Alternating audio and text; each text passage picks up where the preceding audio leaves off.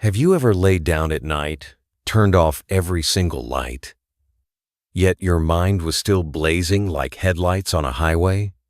Old conversations, tiny mistakes, someone else's emotions.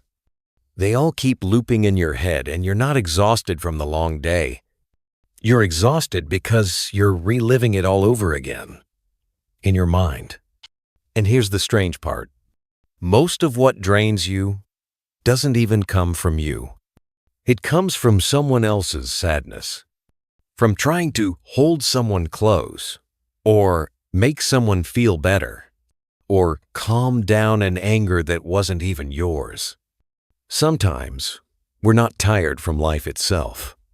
We're tired from carrying the emotional sky that doesn't belong to us. But what if the very effort to fix everything is what's keeping you from letting go? What if peace doesn't come from understanding it all or solving it all, but from something way simpler, letting go of what was never yours to hold? See, we're taught how to work hard, how to care for others, how to take responsibility for everything around us. But rarely are we taught how to let go, how to sleep without carrying someone else's pain, how to be compassionate without losing ourselves. That, my friend, is exactly what the Buddha pointed to thousands of years ago. Not with sweet promises, but with practical wisdom. Wisdom that walks with you through every breath, every feeling, every storm inside. So today, let's begin that journey together. A journey that doesn't need a map. You don't have to figure everything out. You just have to show up and listen. Because maybe that peace you've been searching for has never been far away. Maybe it's just been buried under everything you didn't need to hold anymore. 1. Impermanence. Let it flow. There are days when your heart feels heavy like stone, and you can't even explain why. Nothing dramatic happened. No one really hurt you. But still, something weighs you down. A quiet ache that has no name. Maybe it's an old memory. An unfinished conversation. Someone who used to be close, suddenly distant. Sometimes it's just the quiet sadness of watching things change, too fast or too silently. Feelings shift, relationships shift, even you change. But the pain doesn't always come from the change itself. It comes from resisting the change. It comes from holding on, from not wanting to let go, from pretending that something could stay exactly the same forever. A young monk once came to his teacher, eyes tired and heart weary. He said, "I tried so hard to hold on to that relationship, that job, even my old emotions. But the more I tried, the more everything slipped away. I feel like I'm failing." The old teacher didn't speak right away. He simply reached out and caught a raindrop from the porch roof, then asked gently, "Can you hold on to a single raindrop?" The student shook his head. "Number." The teacher smiled softly. Because raindrops were never meant to be held. They come, they touch, and they go. The more you grasp, the more you lose. He paused. Emotions, people, everything you're trying to cling to are just like raindrops. In Buddhism, we call that anicca impermanence. Everything changes. Nothing stays the same, not even for a moment. Not because the universe is cruel, but because that's simply the way life is. A flower blooms, then fades. A child grows old. Love can feel warm yesterday and distant today. Even a single thought, by the time you notice it, it's already past. We can't live in peace if we're always chasing what keeps changing. But here's the thing. Impermanence isn't something to fear. What's truly painful is holding on to what no longer belongs to us. We grip the wind and feel angry when it slips through our fingers. We want someone to love us forever and break when they don't. We wish time would freeze in moments of joy and suffer when those moments pass. And then we blame life, instead of seeing the beauty in the motion of it all. Like rain flowing over rooftops and leaves. It's not meant to be held. It's meant to be felt. Impermanence isn't a sad message. It's a path to freedom. Because if everything changes, then sadness will pass too. Anger doesn't last forever. Even heartbreak softens with time. Wounds that once felt unbearable become lessons, become stories, become strength. Impermanence doesn't take away joy. It makes joy precious. Because every moment is a one-time gift. In the Dhammapada, the Buddha said, "Let go of the past. Let go of the future. Let go of the present. With no attachments, peace will come." That sounds extreme. But really, he was inviting us to live fully in this moment without trying to make it last forever. So go ahead. Love. Live. Feel grateful. Just don't cling. Like the Zen master told his student, water only stays in your hand when your palm is open. Close your fist and it slips away. Letting go doesn't mean walking away. It means allowing things to come and go as they're meant to. Not trying to keep summer from ending. Not running from winter. Not forcing anyone to stay. Not punishing yourself for what you can't control. Think of the elders who've lived through seasons of change, who've loved, lost, stumbled, forgiven. They're not wise because they conquered life. They're wise because they learned how to stop fighting the flow. Everything impermanent calls us back to the one thing that is constant: awareness, presence, the quiet strength in your breath, to witness life moving and stay still inside, like a calm lake beneath a moving sky. It doesn't hold the clouds. It doesn't chase the wind. It simply reflects and remains whole. And when you stop clinging to everything, something miraculous happens. You begin to truly live, not caught in the should-haves, the what-ifs, the maybe one days, but grounded in what is. So if today you're holding on to something that's already changed, a person who left, a dream that no longer fits, a feeling that's faded, close your eyes, take a slow breath, and say gently to yourself, I don't have to hold this forever. I can feel it and let it pass, like rain on the rooftop, like wind through my hand. And when you finally let go, you'll realize you never truly lost anything. You were just returning it to where it belonged and opening your hands for something new, something brighter, something that's meant for you now. 2. Impacting through compassion without needing control.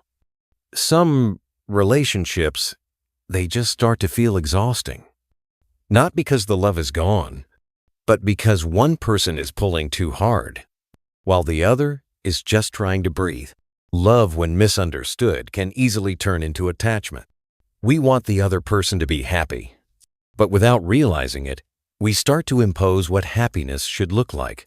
We want to ease their pain, but end up drowning in their storm right along with them. Somewhere along the way, amid our honest efforts, control starts sneaking in, disguised under the beautiful name of care. Over the years, sharing with many older Buddhist practitioners, I've met countless mothers, spouses, partners, carrying a quiet, heavy fatigue deep in their hearts. They love their children. They love their spouses so much they forget how to breathe. One mother told me that every time her daughter felt sad, she felt like she had personally failed. She couldn't sleep, couldn't enjoy food. Every tear from her child became a voice in her head saying, I should have done something. A husband shared that his wife struggled with depression. and he felt it was his job to pull her out of that dark place, even if it meant sinking with her. These stories aren't rare. We often believe that real love means carrying the weight, fixing the problem, taking over when someone else can't handle it. But that's not compassion. That's control wrapped in love. In Buddhism, there's a powerful word, upaya, skillful means. It means we don't apply the same formula to everyone, but instead respond with wisdom, gentleness, and flexibility, so we can help others without losing ourselves. It means knowing when to speak and when to stay silent, when to hold space and when to let go. Not because we don't care, but because sometimes quiet presence is the strongest medicine of all. True love doesn't ask you to be a savior. It asks you to be a steady space, a place someone can lean on, not drag down with them. The Buddha once said, "All beings are the owners of their karma." Everyone has their own journey, their own lessons, their own pain to walk through. It's like two boats traveling side by side.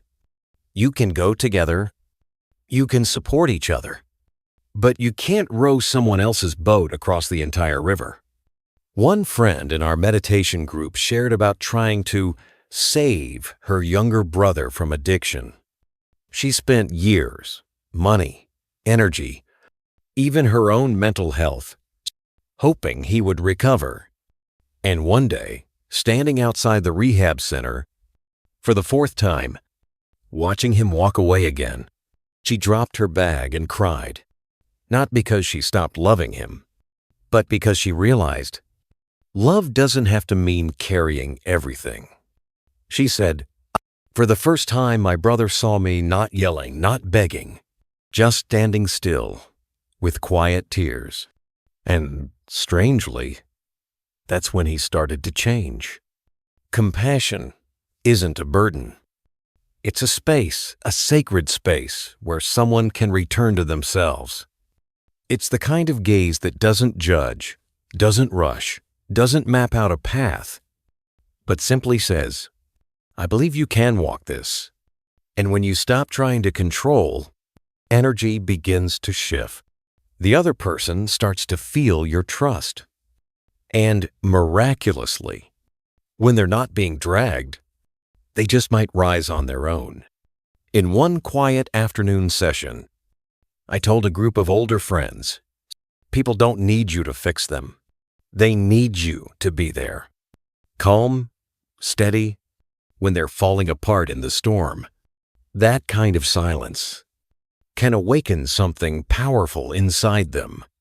Something no shouting, advice, or tears ever could. Think about the last time you felt truly healed. Wasn't it when someone just sat with you? No pressure, no fixing, just full, gentle presence? That's upaya. That's skillful compassion. Presence quiet, humble, can be the most powerful healing of all. And maybe you're the one who needs that healing too. Maybe you need to be heard, without anyone trying to fix you. So start by giving that same gift to others. Don't take on the role of the savior. Just be the quiet anchor that doesn't shake. That's what mature love looks like. Not loud, not dramatic, not controlling, not exhausting, but strong in silence and deep in presence. Yes, there will be times your loved ones won't understand why you've stopped helping. They may feel hurt, but it's only because they've never seen a kind of love that doesn't interfere, but never leaves. Be patient. One day, they'll feel the strength you've been building, not through control, but through peace. 3. Learning to walk without seeing the path. There are times in life when we no longer know where we're going. The plans we once laid out so clear suddenly vanish into fog. The things we thought were certain collapse without warning. A job disappears. A relationship falls apart. Trust begins to shake. It's not just a feeling of being lost. It's a quiet kind of emptiness. Like life is moving forward while we're standing still, unsure of where or what to hold on to. One Buddhist practitioner once shared with me, "After my divorce, I didn't want to do anything anymore. Even breathing felt like effort. It wasn't that I didn't know where to go. It's that I didn't believe there was anywhere worth going." That's the moment when the map disappears. And strangely, that's when the real journey begins. It's no longer a path based on goals or expectations. It's a return inward, step by step. Not flashy, not certain, but deeply awake. In Buddhist teachings, there's a name for this space. It's called the in-between. You're no longer at the old shore, but the new one hasn't come into view yet. It's wide, unclear, but fertile ground where wisdom can begin to grow. Many people first discover meditation here. It's the first time they sit quietly, the first time they dare to look inward, instead of searching outside for answers. There's a beautiful image in Vipassana meditation. When you can't see the way forward, just take one small step with mindfulness. That step may not take you to your destination, but it brings you back to yourself. Because sometimes the question isn't, "Where am I going?" It's, "How am I walking?" One elderly meditator once shared that after he retired, he felt completely useless. No one needed him in the mornings. No alarm clock. No urgent emails. He became afraid of the silence, afraid of no longer being needed. But instead of filling his time with distractions, he began taking slow, meditative walks every day. One breath, one step, no goal, no destination. And in that stillness, he began to hear his own heart again. When the map dissolves, it's not a loss. It's an invitation to live without clinging to a pre-drawn path. In the Samyutta Nikaya, the Buddha said, like a forest traveler who no longer sees the trail, look at your feet and take a step with trust. Not trust in a guaranteed outcome, but trust in life itself as it is, moment by moment, raw, present, mysterious. The modern world teaches us that we need a clear goal to live well, that we must have direction to leave the house. But the Dharma whispers something different. You don't always need to know where you're going. You just need to show up fully for each step. Because healing doesn't wait for the end of the path. It's already happening in how you walk through the fog. It's like driving through thick mist at night. Your headlights only reveal a few feet ahead. But if you keep moving gently, step by step, the next few feet will keep appearing. Life is like that too. No one can see the whole road, but mindful steps will carry you forward. In meditation classes, I often remind students, you might not know where you're going, but don't give up. As long as you return to the breath, you're not truly lost. And it's true.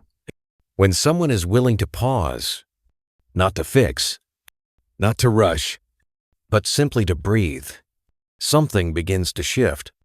Not outside, but inside. Many people only find themselves after losing everything. After the career falls apart. After the person they trusted walks away. After every plan crashes down. Only then is there enough space to hear the inner bell ringing. A bell that doesn't need to be struck. It simply rings when the mind becomes still. So don't be afraid of not knowing the path. The path isn't on the map. It's in your mindful step. Right now, right here. And when someone asks, How can you believe it'll get better? Maybe your answer is simple. Because I'm walking with truth, not running away, not pretending, not forcing. And that is enough. 4. Accepting endings as a natural part of life. Some things end, even when we don't want them to. A relationship that once meant everything. A job that once brought pride. A chapter of life that felt like it would last forever. And sometimes, the ending doesn't even come with a goodbye. It just happens. You wake up one morning and realize something feels different. The spark is gone. The connection is gone. The reason to stay, gone. And in those moments, the deepest pain often isn't the ending itself. It's the feeling that maybe you did something wrong to cause it. A Buddhist practitioner from New Jersey once shared through tears during an evening meditation, "My husband left after 27 years of marriage. There was no third party, no big fight. He just said, 'I no longer feel like myself in this marriage.' I didn't understand. I blamed myself. I begged, I held on, I resisted, until I was completely drained." She sat quietly on her cushion for a long time before continuing. "But nearly a year later, when the pain finally softened, I realized that marriage had simply reached its natural end. Not because anyone failed, but because it had lived its full life. Everything love, relationships, jobs, dreamshas, a life cycle. They arrive, they bloom, and then they leave quietly, like leaves falling in autumn. Not because the tree rejects the leaf, but because the leaf has fulfilled its purpose. Accepting an ending isn't failure. Sometimes it's the first sign that something new is ready to be planted. The Buddha once said in the Four Noble Truths, "The cause of suffering is attachment." In other words, we don't suffer simply because something ends. We suffer because we can't accept that ending as part of the natural flow. We want spring to stay forever. We want flowers that never fade. We want people to stay forever. But life doesn't move on our terms. It moves by its own law. Arising, lasting, changing, ceasing. And ceasing the ending is not a flaw, it's sacred. An elder Zen master in California once said, "An ending isn't a period, it's a new paragraph." The story continues, just not in the same chapter. Like finishing a melody, so a new one can begin. We can't play the next harmony if we cling to the last note.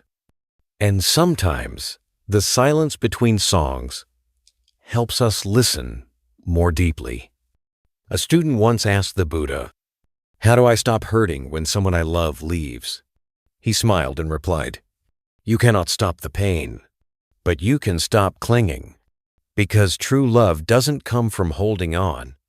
It comes from gratitude, from letting what needs to leave, leave, without bitterness." In life, some endings look like loss, but they're really a kind of freedom. Someone finally lets go of a lifeless marriage and takes their first full breath in years.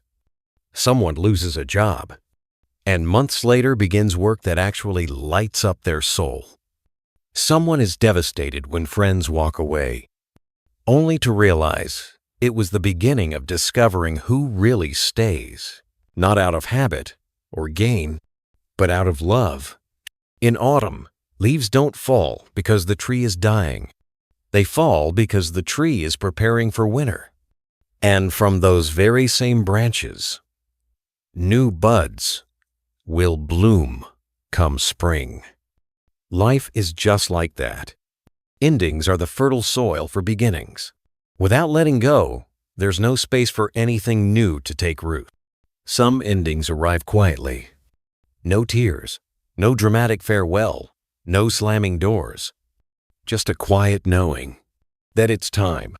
Time to stop living as a version of yourself that no longer feels real. Time to stop playing a role that no longer fits. Time to stop staying just because you're afraid to leave.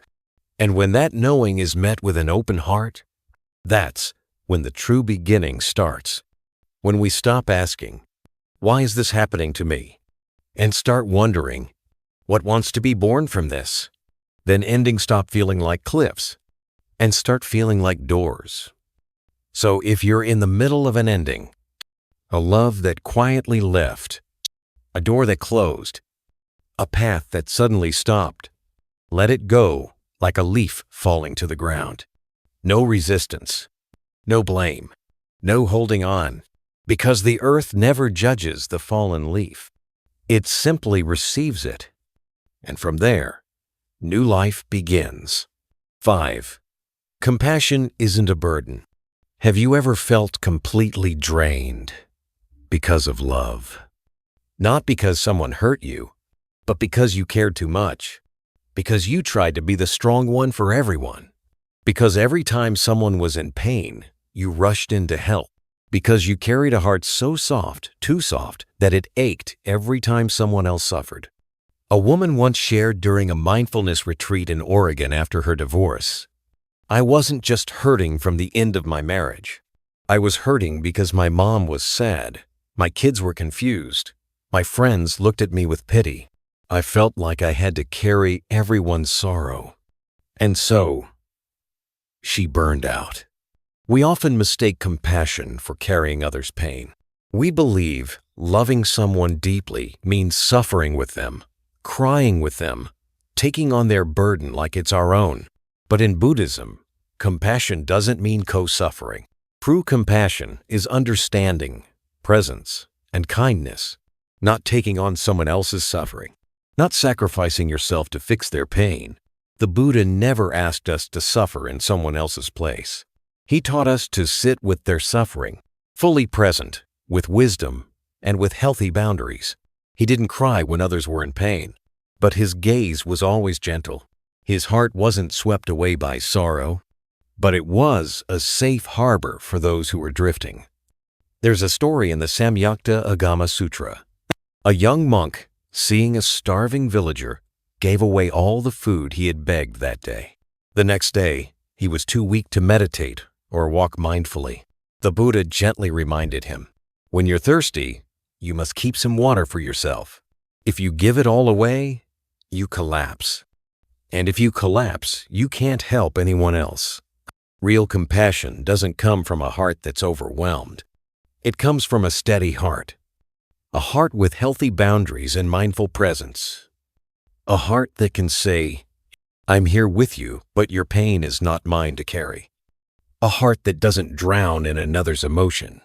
One that understands, if you keep carrying everyone else's burdens, you won't have anything left to give. You'll become an empty cup, not a wellspring of support. Some mothers love their kids so much, they forget to live for themselves. Some children carry all their parents' worries and slowly wither inside. Some people serve the world all day, then cry alone in silence at night, because they believe to love is to sacrifice, to care is to carry. But love without wisdom only creates more suffering for both sides.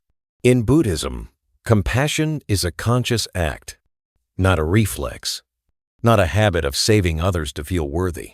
An old Zen teacher once said, "Sometimes real love is sitting still, watching someone you love go through their pain, because you know they need to walk through it to learn what they must."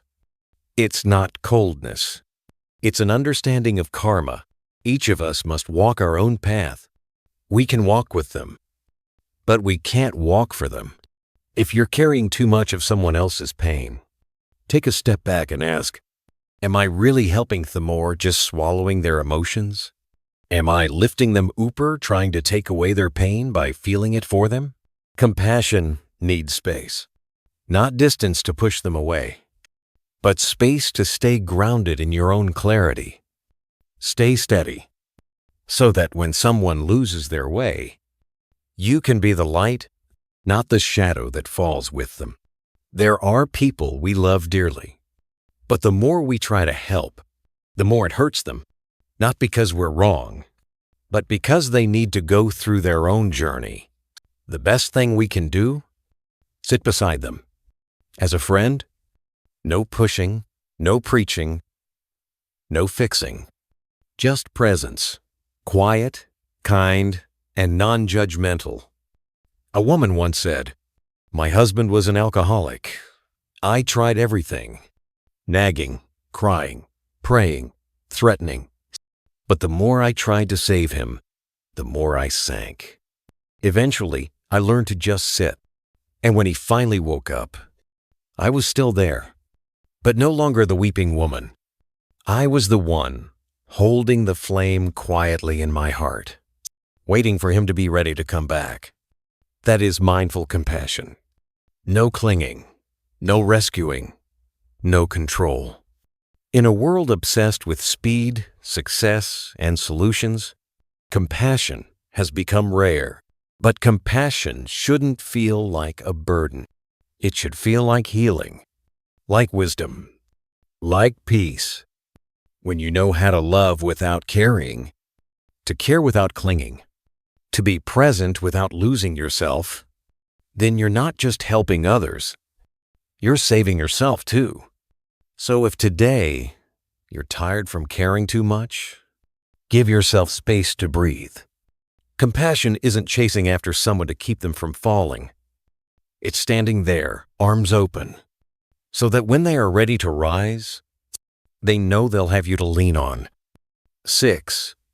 Don't react, choose peace. There's a kind of power that's quiet. It's not loud. It doesn't fight to win. It's not sharp words or bold actions. It's the quiet power of stillness. A middle-aged woman once shared during a meditation retreat in Colorado. Back then, whenever my husband complained, I'd snap back. It was like two knives clashing. And one day, I tried something different. I said nothing. I just sat, looked at him, and took a deep breath. Strangely enough, he stopped. And for the first time in years, I felt peace inside.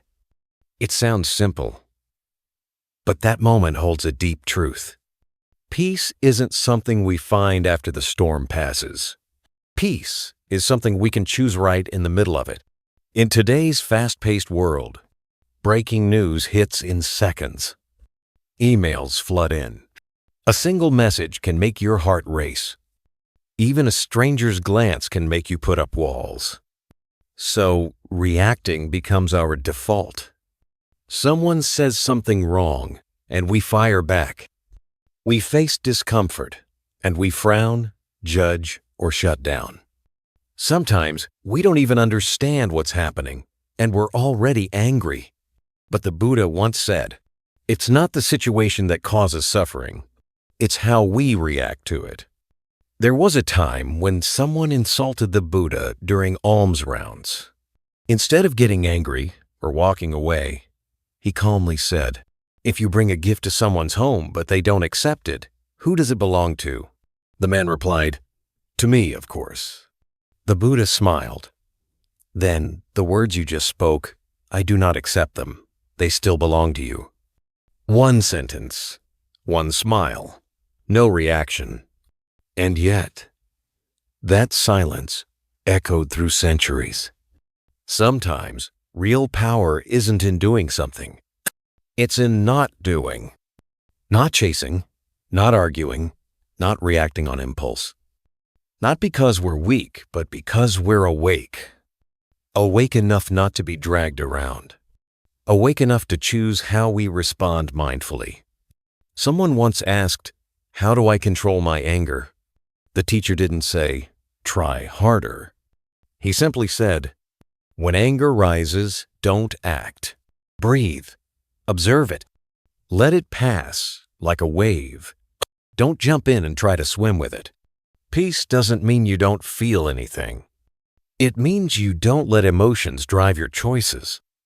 A school teacher once shared, "When my students screamed and misbehaved, I used to yell back, 'Be quiet.' But after learning mindfulness, I tried something else. I stayed quiet. I looked at them. I placed my hand over my heart, and I breathed. And somehow, the class calmed down. Not because I commanded them, but because my energy shifted. I chose not to react, and I felt more powerful than ever. Reacting is instinct. Responding is wisdom. Instinct might make us say things we regret. Wisdom helps us speak less. But at the right moment, instinct makes us fight to be right. Wisdom allows us to step back to protect our peace. An older woman once said after 40+ years of marriage, "I've learned that being right doesn't always make me happy, but keeping peace in my heart, that lets me sleep well every night." That to me is a beautiful definition of everyday wisdom.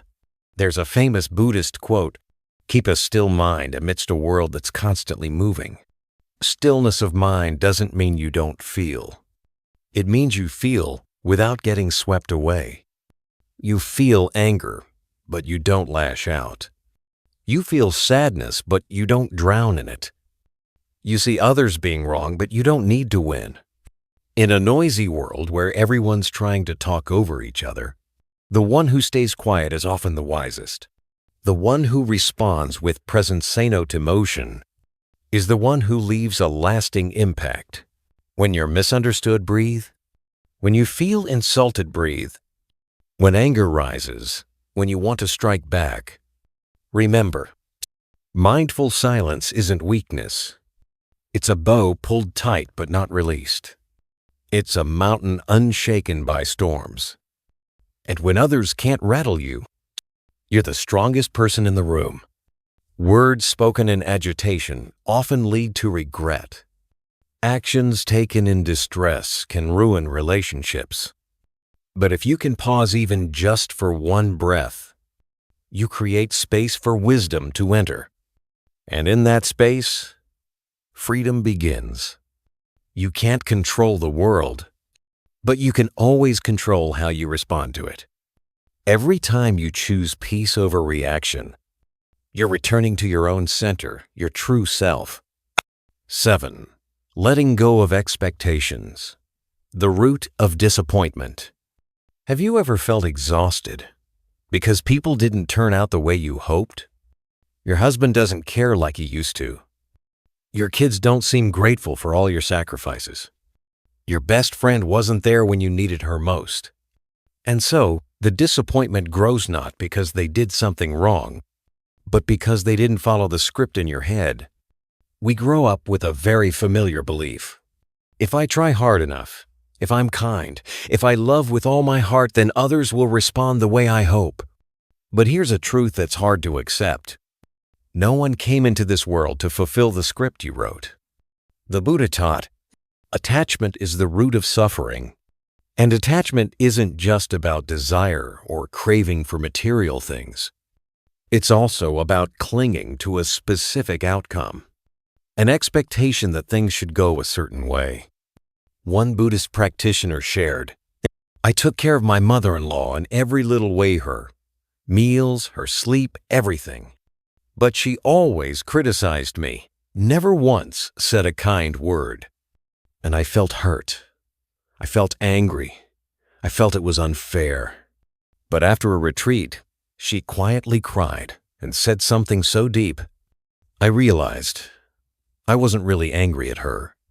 I was angry at the expectation in my head, the belief that if I was good, then she had to appreciate me. You see, expectations are like contracts, signed by only one party. When we pour ourselves into someone, when we do something good, when we live with sincerity, and deep down, we expect something in return, we're already planting a seed of suffering. Because life doesn't operate by our goodness. It flows by causes, conditions, and karma unique to each person.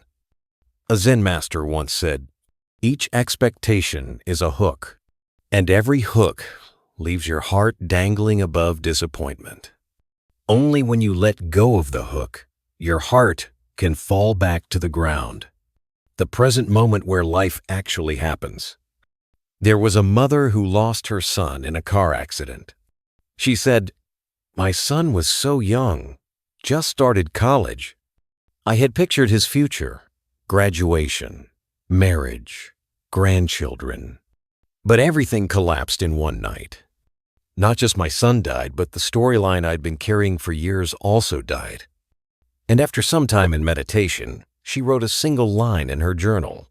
"I'm learning to love my son not through his future, but through gratitude for every moment we had." Dear friend, every expectation, even the beautiful one, is a form of control. We want life to move a certain way, but life has its own flow. What truly hurts us isn't the situation, it's the collision between reality and what we expected. A Japanese Zen teacher once said, "Expect nothing and you'll receive everything with a grateful heart." So instead of expectations, try curiosity. Not, "Things must be like this," but, "What can I learn from what's happening now?" Instead of asking, "Why didn't things go how I wanted?" try asking, "In this moment, how can I grow? How can I love without needing anything back? How can I be grateful even when life isn't perfect?" When we stop expecting, we discover something else. Real love isn't conditional. It's not, "I love you because you treat me well." It's, "I love because it's who I am." That kind of love isn't driven by what others do. It's fueled by mindful compassion. Letting go of expectations doesn't mean giving up effort. You still try. You still love. You still live with kindness. But you're not tied to a result. It's like planting a seed, nurturing it with all your heart, but not demanding it bloom on your timeline. And strangely enough, when we release control, life softens. You start to notice the small things. A gentle ray of morning sunlight, a kind word, a peaceful moment in your own heart. All of them gifts. Not from expectations, but from being fully present. 8. You don't need closure to heal. There are doors in life that never really close. Not because you don't want them to, but because no one ever said the final word. No one apologized. No one came back to explain why they left. No one told you why something that felt like a dream suddenly disappeared like mist. And so the heart stays stuck, trapped in an unanswered question, in an ending that never had a name. A lot of people carry wounds, not because something terrible happened, but because they just never understood why it happened, because the other person walked away without a goodbye, and all that's left is this empty space where you don't know whether to feel sad, angry, or forgiving. During a retreat, one person cried and said, "I don't need them to come back. I just want them to explain. Why did they leave like that?" But the years passed, and that person never returned. And the question stayed there, heavy, unspoken. We call that closure, a final conversation, a proper ending, a period at the end of a sentence that was left hanging. We think we need closure to let go, to move on, to sleep through the night without waking in tears. But the truth is, life doesn't always give us neat endings. Some stories never get a final chapter. Some relationships never get a goodbye. Some pain doesn't come with anyone to blame. And still we can heal, even without closure. A woman once shared, "My husband left while I was in cancer treatment. No explanation, just a few lines on the kitchen table. She survived the illness. But for years, what hurt most wasn't the cancer. It was the unanswered question, why did he do that?" Then, during a silent winter retreat in Northern California, after days of walking meditation and quiet reflection, she finally wrote these words, "I don't need him to come back. I don't need an explanation. What I need is to live." without being tied to someone who's no longer here. Healing doesn't always come from understanding. Sometimes it comes from letting go of the need to understand. The mind craves answers, but the heart, it just needs permission to move on. In Buddhism, the Buddha didn't teach us to solve everything. He taught us this: when something arises, know it's arising. When something fades, know it's fading. Don't cling. Don't chase. It's not denial. It's wisdom. Not every pain needs someone to blame. Not every sorrow needs an apology. Not every door that closes needs a reason. Like flowers in a garden, some bloom, some wither. And the plant doesn't come back to say, "Sorry I made you sad." Nature doesn't apologize. And sometimes, neither do people. Healing begins when we stop waiting for someone to come back. When we stop trying to write the perfect ending to a chapter that's already closed. Healing is when we let our hearts stitch themselves back together, not with answers, but with presence. If someone hurt you and never came back, if the story ended without closure, if someone disappeared without saying goodbye, know this: they're already gone. But you are still here. You're still breathing. You still have sunlight in the morning, a warm cup of tea, a life worth living with, a whole heart. Closure doesn't come from someone else. It doesn't come from an apology email or a long-awaited explanation. It comes from you deciding not to let an old story define your worth today. You can close your eyes, place a hand on your heart, and whisper to yourself, "Even without a proper ending, I give myself permission to keep living." Because moving forward isn't betrayal. It's being honest with the present. Someone who lost their father as a child once said, "My dad left without saying goodbye. I was angry with him for decades, until I became a father and realized not everyone has the strength to say goodbye." From that day, he didn't need closure anymore, just the ability to love without resentment. Dear friend, if someone has left, if the story ended without a goodbye, remember this: you don't need closure to heal. You only need to let go of needing closure and give yourself a new beginning. 9. Giving with an open heart. There's something strange about life, isn't there? The tighter we hold on to something, the more we feel like we don't have enough. But when we give freely, from the heart, somehow our hearts feel fuller than ever. People often believe happiness comes from having a house to live in, a steady job, some savings, someone who loves us. And yes, those things are valuable. But oddly enough, some people have all of that and still feel empty. Meanwhile, others who seem to have nothing, they smile every morning. They sleep peacefully at night because deep down, they don't carry too much inside. In Buddhism, this is called dana generosity. It's not just about giving money or material things. It's a wide open spirit. It's when you see someone suffering and your heart softens. It's when you help someone without wondering, will they thank me? Will they return the favor? Because real giving doesn't come with conditions. There's a story the Buddha once told about a beggar. He had nothing to offer.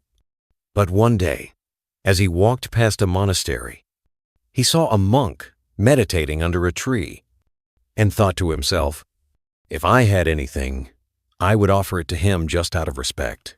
Later, the Buddha told his disciples that thought alone was an act of giving. Though he had nothing material, he gave from the heart. That story moves people because it reminds us that generosity isn't about what's in your wallet. It's about what's in your heart. Sometimes it's a hug offered at just the right time. Sometimes it's kind words pulling someone back from the edge. Sometimes it's a gentle look that softened someone's painful day. During one retreat, someone asked, "I've given so much. Why do I still feel alone?" And the first thing we have to ask is, are we giving to truly give? Or are we giving to get something back? A sense of being appreciated? A feeling of love? A thank you? It's not wrong to hope for that. But if your happiness depends on how others react, then it's not really giving. It's more like a spiritual transaction full of risk. People might forget to thank you. They might not return the favor. They might even walk away without a word. And if that leaves you angry or hurt, ask yourself honestly, were you really giving or were you putting down an emotional deposit? An old Zen master in the Western U.S. once told his students, "You'll know your giving was true when the other person forgets what you did, and you still feel at peace." Sounds simple, but living it, not so easy. Because part of the human heart longs to be seen, to be acknowledged. But in Buddhism, generosity isn't about earning moral points. It's about letting go of the ego. Every time we give without expecting anything in return, the ego shrinks just a little. Another layer of attachment melts away. That's why in the Noble Eightfold Path, generosity is considered a foundation of liberation. We don't give to earn merit. We give to lighten the burden in our hearts. There was a woman who cared for her cousin for over 10 years, through meals, medicines, all the way to her final days. But when her cousin passed, the family blamed her. "Why didn't you do more? Why didn't you try harder?" She was hurt, not by the criticism, but because she had hoped they'd recognize her effort. It wasn't until she realized, "I didn't give to be remembered. I gave because that's what my heart wanted to do," that she felt peace again. Dear friend, in this busy world, we're often scared of giving too much, afraid of being taken advantage of, afraid of being forgotten. But if we look closer, it's in the giving, not the holding, that the heart truly blooms. No one becomes poorer by being kind, and no one regrets giving with sincerity. Whether it's your time, your presence, a word of kindness, or just a moment of deep listening, true giving doesn't come from having a lot. It comes from knowing you already have enough. And when you give with an open heart, expecting nothing, demanding no result, seeking no recognition, that's when you take your first true step on the path of freedom. True happiness doesn't lie in what you hold on to. It lives in the peace that comes when you let go. 10. Regret, the heavy weight of the past. There are those quiet nights when no one says a word about the past, but deep inside, you hear a soft voice whisper, "I should have done things differently. I shouldn't have let go so soon. I wish I hadn't said those words." And just like that, those what-ifs become ghosts. Not the loud, dramatic kind, but the silent ones that live in your breath, in your sleep, in the quiet way you look at your loved ones. Regret is a very human emotion. Everyone carries it, even those who seem perfectly at peace. A mother once shared, when her child moved away for college, she stood at the door of his empty room, and what filled her heart wasn't just longing, it was regret. Regret for yelling at him over small things. Regret for not hugging him more. Regret for all the rushed dinners. And now, when it's all over, there's no rewind button. Just a woman sitting by her window each afternoon, quietly thinking, if only. In Buddhism, we aren't told to erase the past. We're taught to let it go so we can fully live in the present. The Buddha once said, no matter how many mistakes you've made, the moment you recognize it and return to your path, that's the moment a new journey begins. We can't change the past. Not even the Buddha could. But here's what made him different. He didn't let the past drag him away from the present. There was once a disciple who came to the Buddha, full of guilt.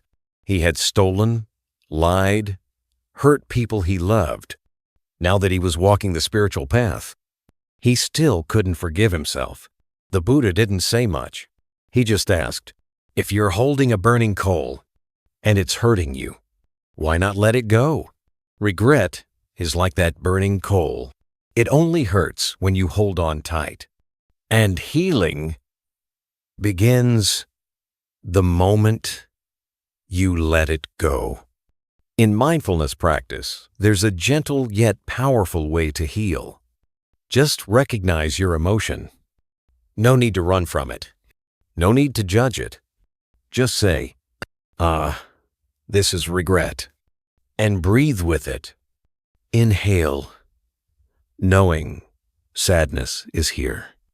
Exhale, and smile gently to yourself. Sounds simple, but it takes courage. Because we've spent so long blaming ourselves, punishing ourselves, replaying old mistakes, like somehow we'll finally earn forgiveness. But here's the truth. Punishing yourself doesn't change the past. It just weighs down the present and drains the future. A therapist once shared the story of a man who carried a painful guilt for 30 years. In his youth, during a moment of fear, he abandoned his best friend during a crisis. That friend later died in an accident. From that day on, the man stopped smiling from the heart. He had a family, a career, a full life, but inside, a room in his heart stayed locked. It wasn't until he faced his regret, wrote a letter not to send, but to pour out everything, to admit his wrongs, and to finally forgive himself, that he felt alive again for the first time in decades. We often think that letting go of regret means we don't care. But that's not true. Letting go doesn't mean forgetting. It just means we stop letting the past hold our heart hostage. In the Satipatthana Sutta, the Buddha teaches us to dwell fully in the present, because only in the present do we have the power to transform. We can't take back what we said, but we can speak kindness now. We can't go back and hug those who've passed, but we can hug someone today. Dear friends, regret doesn't just disappear on its own. It fades when we give ourselves permission to keep living. Not living with a wound, but living like someone who's healing day by day, breath by breath. And when your heart grows big enough to look at your past without blaming yourself anymore, that's when you've truly matured from within. You're no longer a prisoner of your past. You've become someone who chooses to walk forward with a lighter heart. So if you're still with me now, close your eyes for a moment. Ask yourself, what part of my past am I still holding on to? Is there someone I haven't forgiven? Maybe even myself? And if the answer is yes, take a deep breath in, let it out slowly, and give yourself permission to let it go. Sometimes, one breath is all it takes to begin again. 11. Wisdom doesn't come from effort, but from stillness. There's something quite surprising. In a world that constantly tells us to do more, try harder, keep searching nonstop, Buddhism gently whispers something else. Wisdom doesn't come from effort, it comes from stopping. At first, that sounds counterintuitive. We've been taught since childhood that if you want to understand something, you study it. If you want to succeed, you work hard. If you want to grasp the truth, you analyze, read, think deeply. But then there comes a moment in life when all the striving, all the mental effort doesn't bring clarity. It just leaves the mind more tangled. And that's when we start to realize searching doesn't always lead to seeing. There's a story in the Buddhist scriptures. A man once asked the Buddha, "How do I attain the highest wisdom?" The Buddha didn't answer right away. Instead, he filled a glass with water and stirred it forcefully. "What do you see?" he asked. "The water's murky," the man replied. Now sit and just watch." They sat in silence. Slowly, the water began to settle. The sediment sank, and soon the water became clear. Wisdom is like that, the Buddha said. It reveals itself when the mind stops stirring. Our thoughts are like water. The more we stir, the cloudier things become. The more we try to understand, the further we drift from truth. But when the mind stops interfering, no analyzing, no debating, just pure presence, a deeper clarity naturally arises. That's what Buddhists call insight, not knowledge. It doesn't come from books, but from stillness. A woman once shared this story. After going through a painful divorce, she threw herself into self-help, workshops, retreats, therapy, neuroscience, healing modalities, you name it. She took notes, compared theories, tried everything. But the more she learned, the more confused and hurt she felt, until one day she sat in her garden. No more studying, no more fixing. She just sat and watched the sunlight stream through the trees. And out of nowhere, a quiet realization surfaced. I don't need to be fixed. I just need to accept. No one taught her that. It just came, like the sun breaking through clouds. In Buddhism, we don't talk about figuring out the truth. We talk about seeing it, not through intellect, but through awareness. Like a bell, it doesn't need to be struck loudly. If the room is quiet enough, its sound will naturally ring clear. Our mind is the same. Many people sit in meditation, yet still feel restless. Why? Because they sit with a hidden agenda. I need to achieve something. I should be calm. I must overcome this emotion. But that very should becomes the obstacle. That striving, that subtle clinging is the most refined form of ego. But the person who sits simply to come home to themselves, with no chasing, no forcing, is the one most likely to touch real wisdom. Like the ocean, we only see the bottom when the waves go still. And the mind is no different. Only when we stop trying to understand do we finally see. A student once asked his Zen master, "How can I hear the voice within?" The master smiled and said, "You're standing in the middle of a marketplace. Go to the forest." So the student did. At first, he was restless. No lectures, no advice, just birdsong and wind. But after a few days, something shifted. The silence became the answer. No words but more clear than any teaching. No teacher yet deeper than any book. The Buddha said, "Only when the mind is like a still lake can it reflect the full moon of wisdom." Dear friends, no one can give you wisdom. No class, no teacher, no book can replace the silence within you. And sometimes, the real need isn't to add something new, but to remove the noise. Not to try harder, but to pause. Sit down. Take a deep breath. Not for any goal, just to be here. Maybe your mind is still busy, thoughts still swirling, emotions rising. That's okay.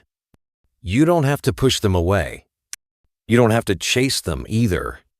Just sit and let them be. And at some point, when you're no longer chasing answers, the insight you've been looking for might quietly walk in, like a soft breeze on a summer afternoon, or moonlight through your window, silent, but awakening something deep inside. That's where wisdom is born. Not through pressure, not through pursuit, but in the moment you dare to pause and listen to yourself. And so, when your mind grows quiet, when expectations fall away, when you give freely without needing anything back, when you allow healing without needing a perfect ending, that's when wisdom begins to grow.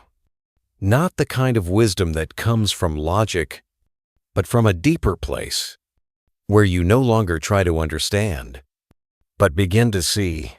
This path doesn't ask you to be a saint. Just that, each day, in small moments, you create space to come home, to reflect, and to live more honestly with yourself. Because in the end, happiness doesn't come from what we get, but from how present we are in every breath.